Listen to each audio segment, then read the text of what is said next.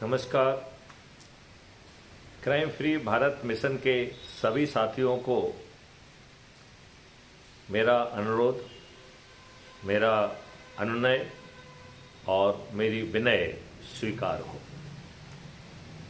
सबसे पहले तो मैं आपको साधुवाद देता हूं, आपको धन्यवाद देता हूं कि आपने क्राइम फ्री भारत मिशन को चुना, इससे आप जुड़े।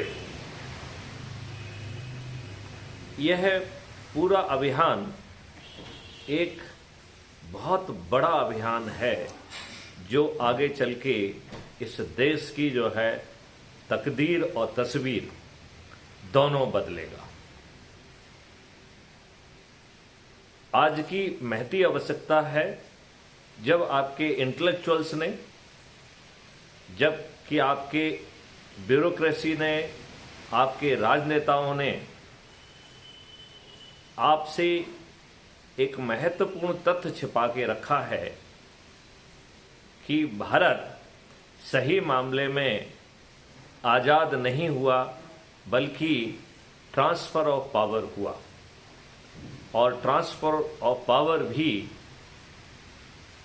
जवाहरलाल नेहरू को हुआ जो कि अंग्रेजों द्वारा चुने गए थे। उन्हें वर्किंग कमेटी में, जो कि राज्य का प्रतिनिधित्व कर रही थी, 0 वोट मिला था। अपनी व्यक्तिगत महत्वाकांक्षा के कारण उन्होंने अंग्रेजों का और गांधी जी का उपयोग करके अपने आप को प्रधानमंत्री बनाया, और यह देश का सबसे बड़ा दुर्भाग्य है कि उन्होंने नियम कानून और जो अंग्रेजों की लॉर्डशिप वाली व्यवस्था है, वो जो गुलामों वाली व्यवस्था है, वो आपके ऊपर थोप दी, और जो उसके ऊपर राजसत्ता है, उस राजसत्ता को भी उन्होंने षड्यंत्र पूर्वक पीपल्स रिप्रेजेंटेटिव एक्ट के माध्यम से एक डेमोक्रेटिक संस्था के तहत, व्यवस्था के तहत पैदा नहीं किया।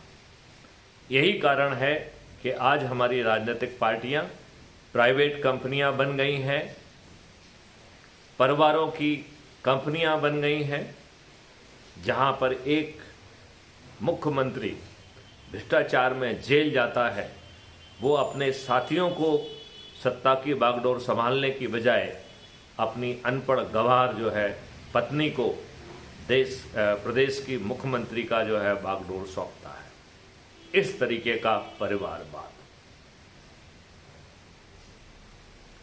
हमारे वोटों से तो लोग चुने जाते हैं, गलत लोगों को टिकट दिया जाता है, छद्मतापूर्वक चुनाव लड़ा जाता है, जहां पर भर भर के खर्च किया जाता है।